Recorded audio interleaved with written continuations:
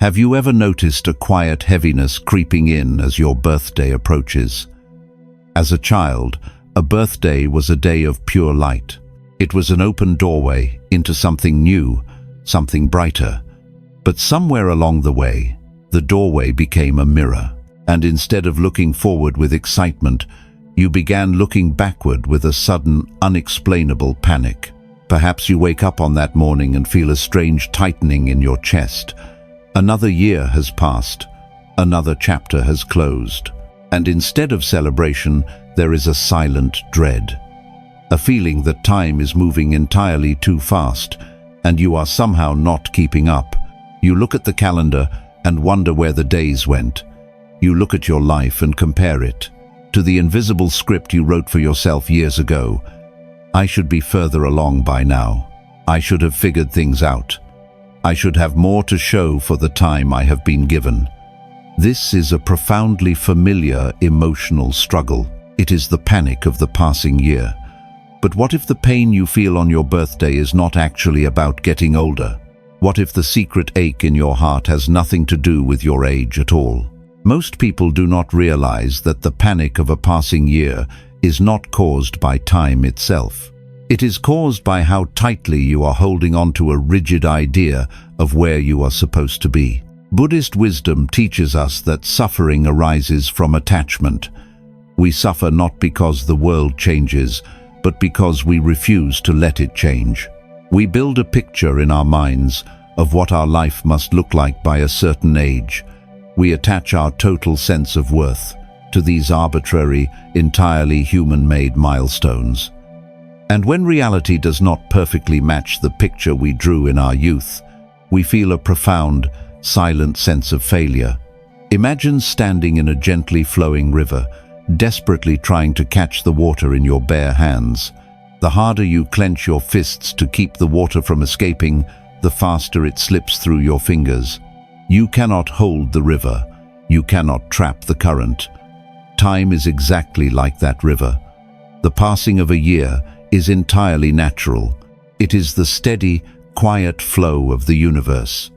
The panic only begins when you try to freeze the water, when you clench your hands and demand that time stops until you have achieved everything you thought you would. Think about your own life. When the birthday panic sets in, what are you actually mourning? Are you mourning the loss of a year, or are you mourning the loss of a rigid expectation? You are emotionally exhausted because you are trying to carry an entire timeline on your shoulders. Stop, breathe. Let that sink in. You do not have to hold the river. You do not have to force the water to stay still. The next time you feel that sudden wave of anxiety as your birthday nears, pause. Observe the feeling without letting it define you. Let the heavy thoughts rise, and simply watch them drift away like leaves on the surface of the water.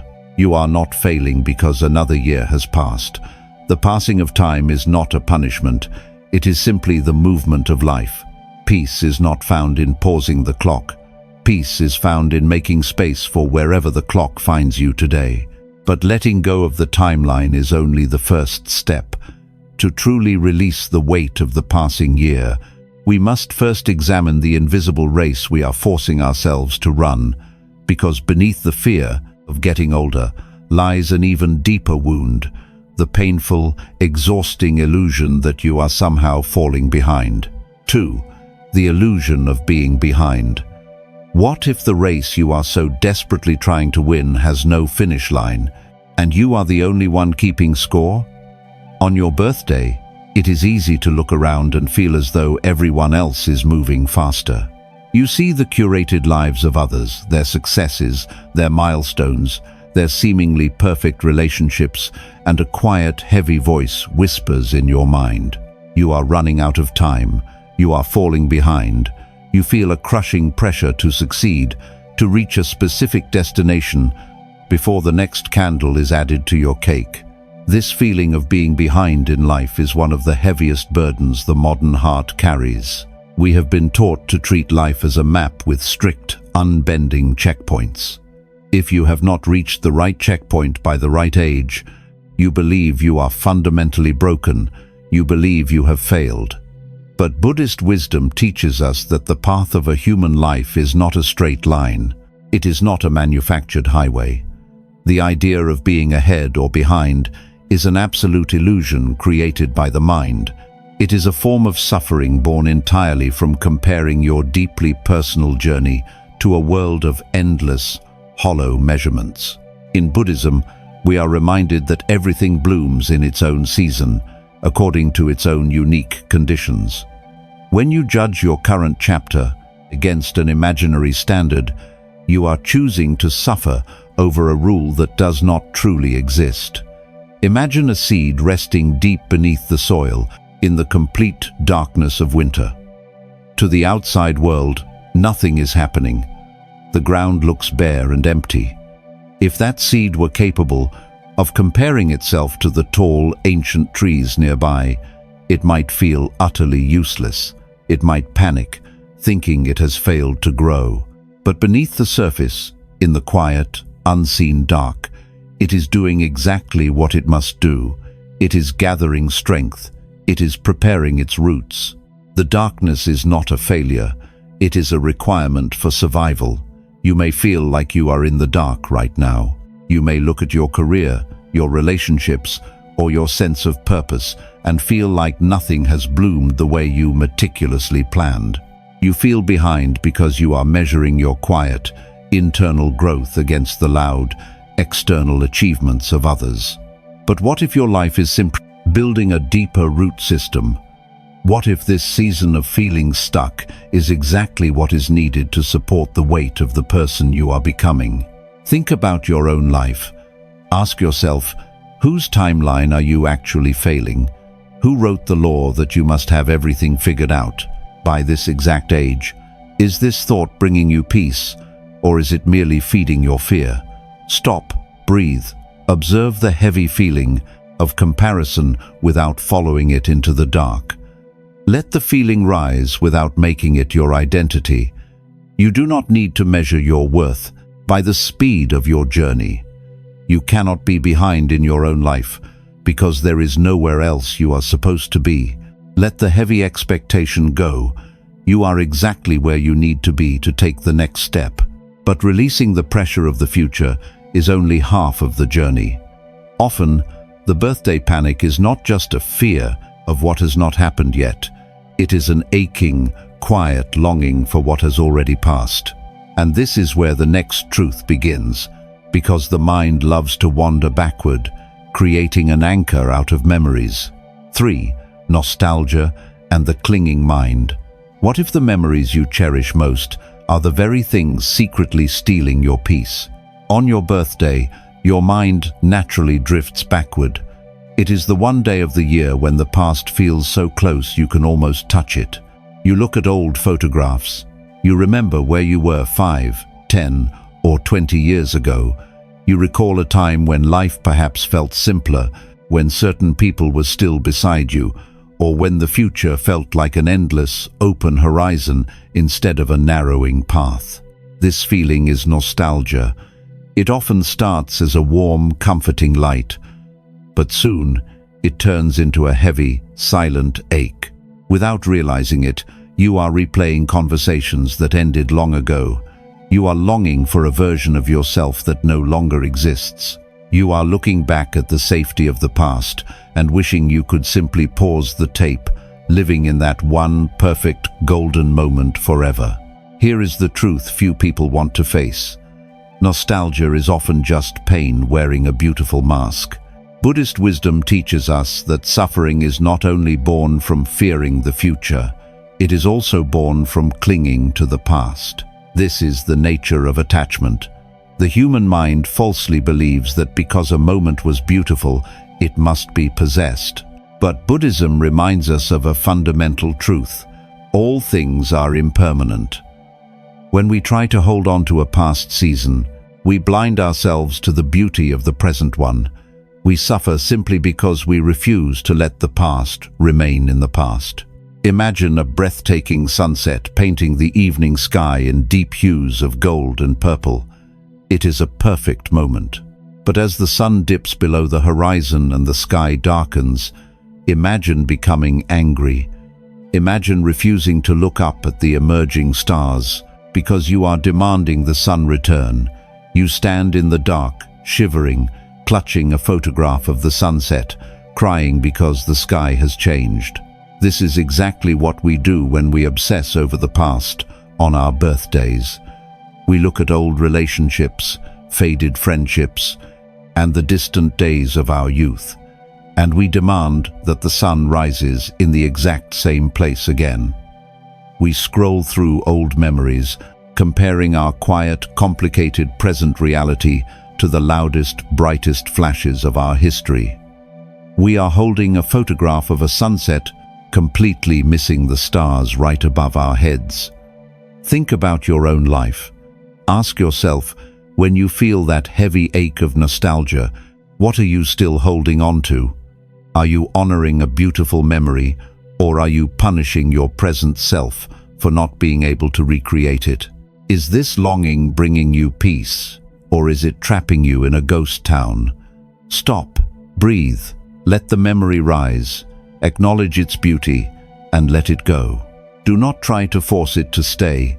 You do not have to carry the weight of the past into the present just to prove that it mattered. Beautiful moments were not meant to be cages.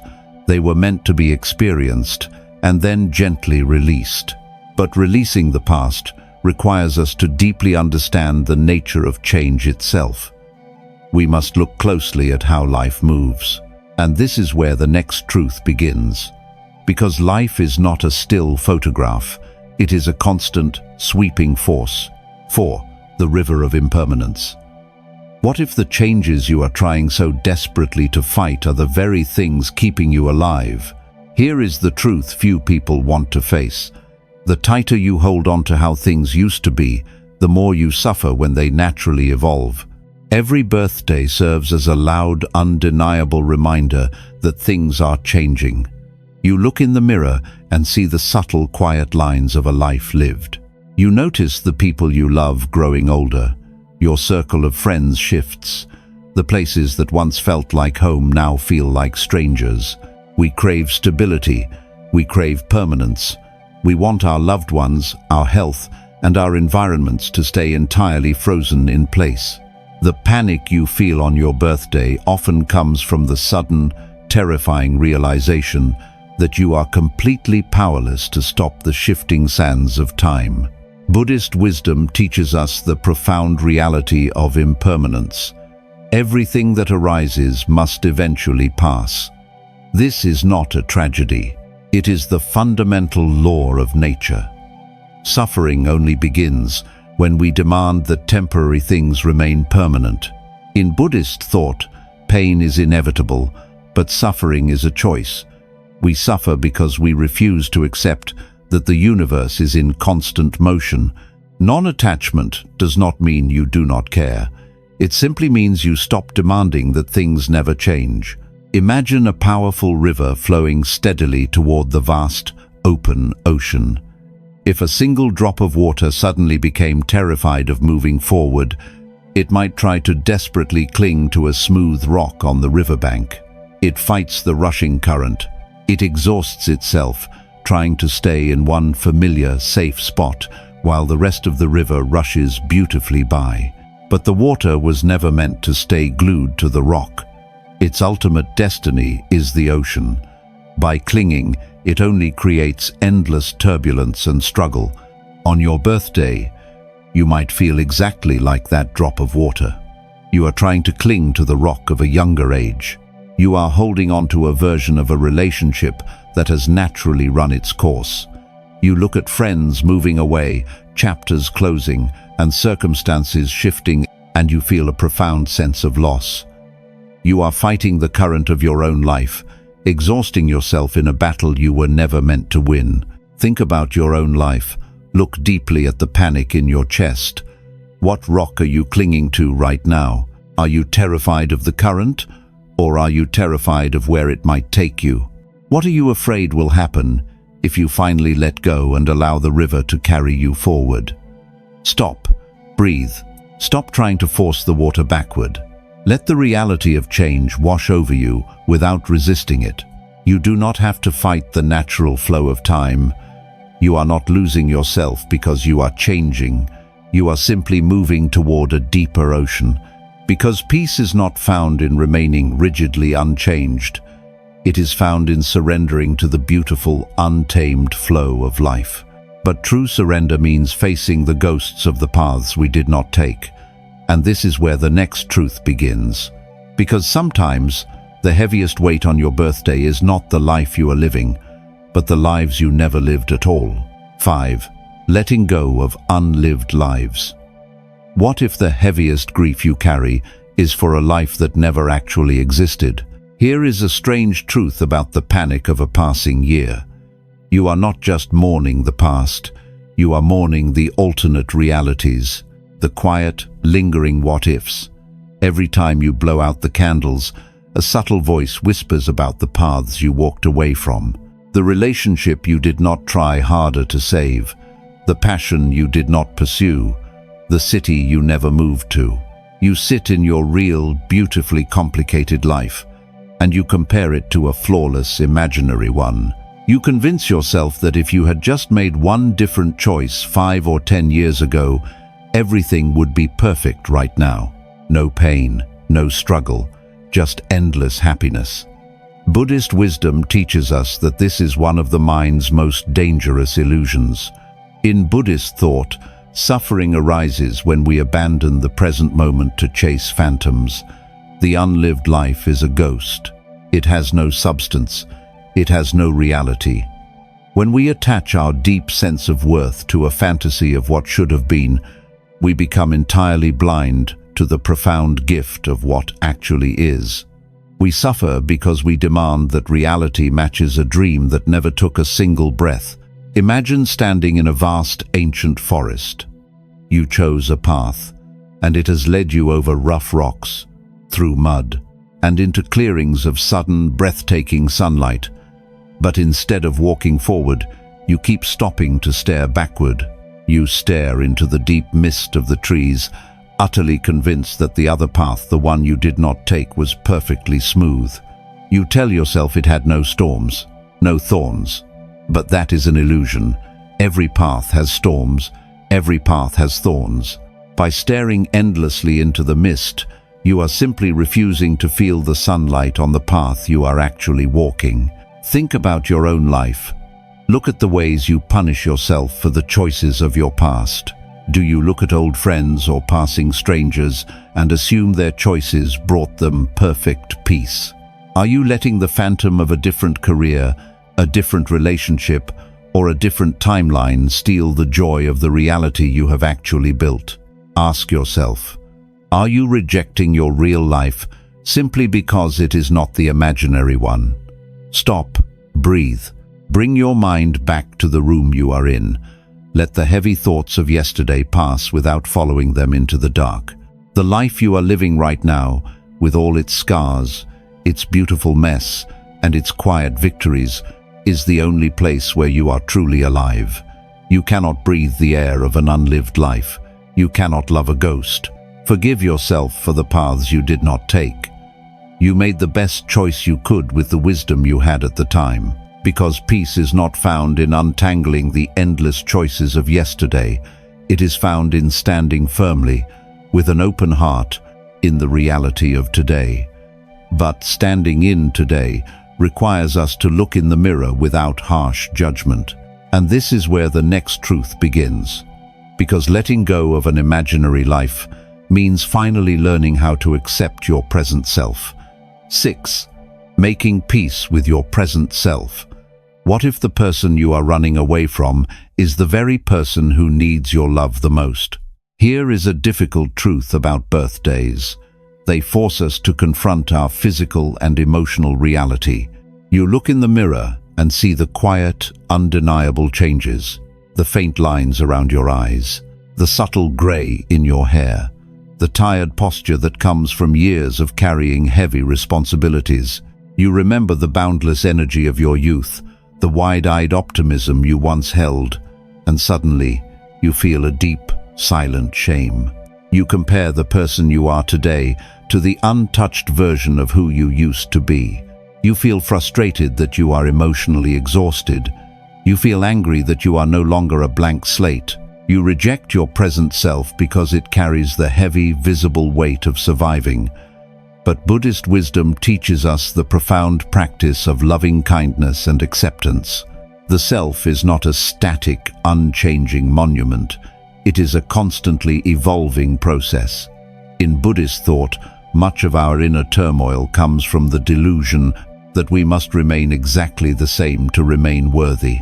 When we practice mindful acceptance, we observe our present state completely without judgment. We realize that the signs of aging and the weariness of the mind are not failures. They are simply the physical and emotional evidence that we have lived. Imagine a towering ancient tree standing on the edge of a windswept cliff. Over the decades, it has endured brutal winters. It has lost branches to violent storms. Its thick bark is deeply, roughly scarred by the elements. It looks absolutely nothing like the small, perfectly smooth sapling it was 50 years ago.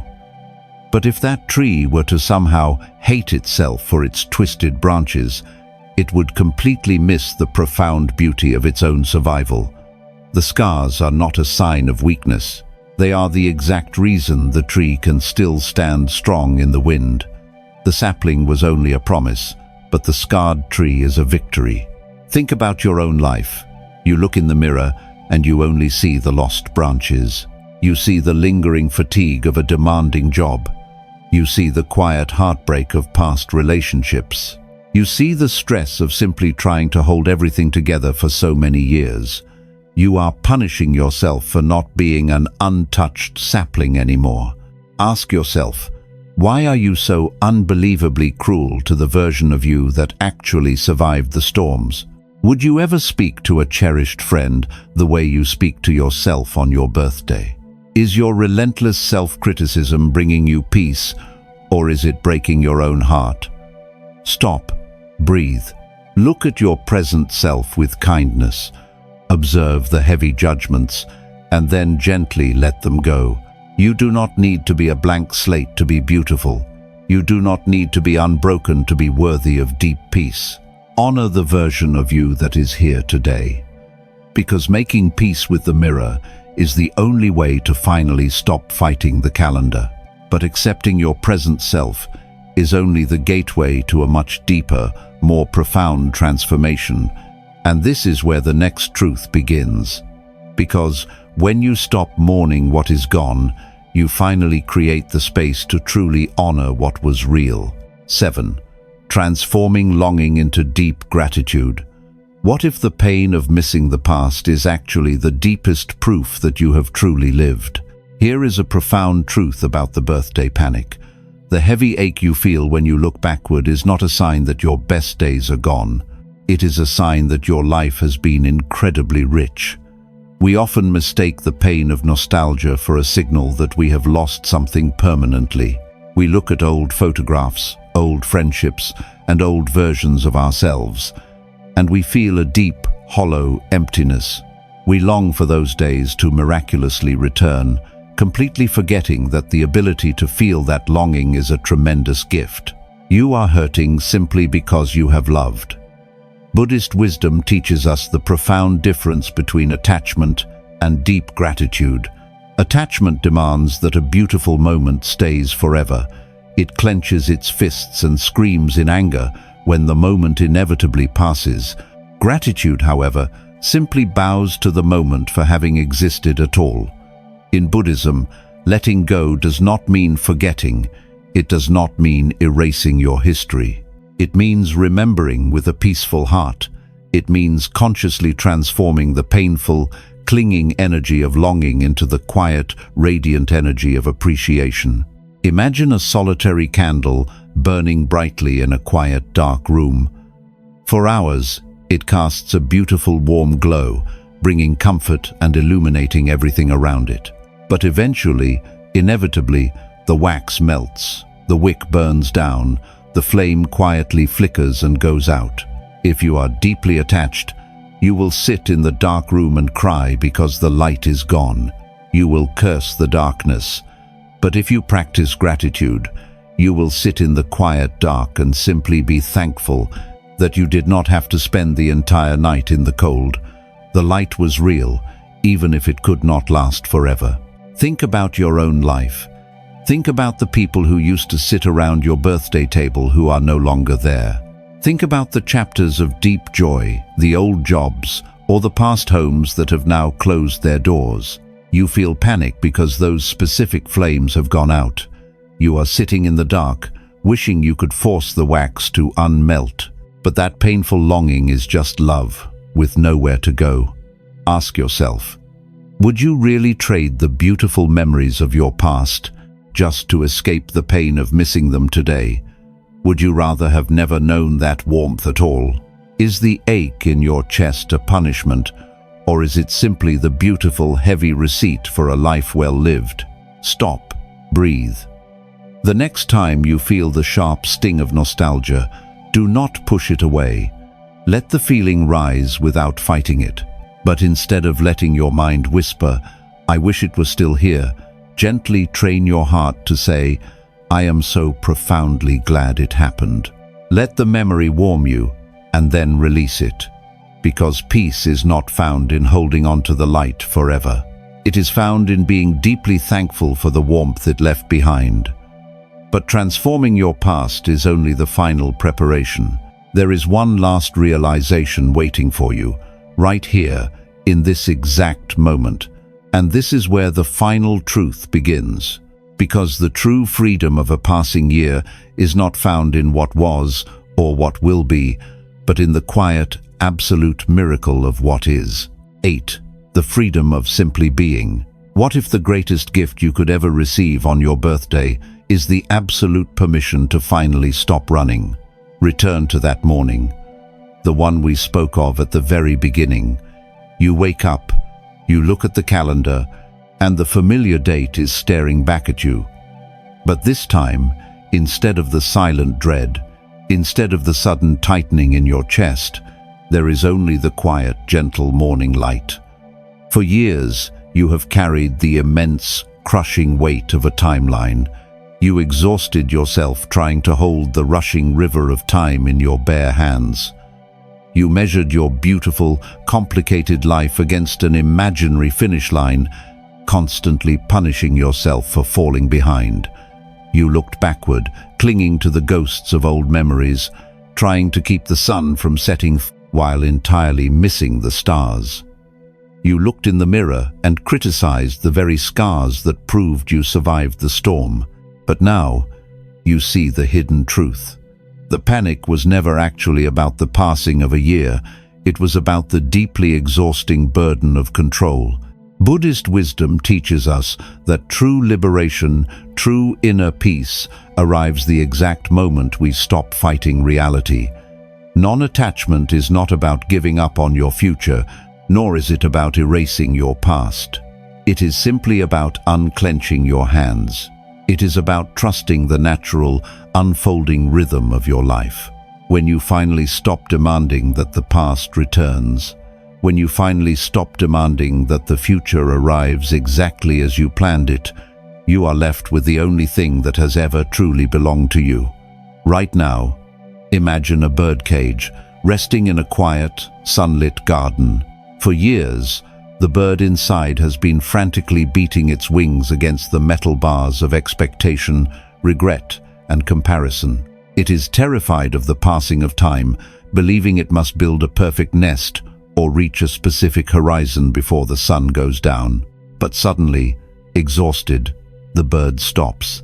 It rests on the perch. And in that profound stillness, it notices something it was too frantic to see before. The door to the cage is wide open. It has always been open.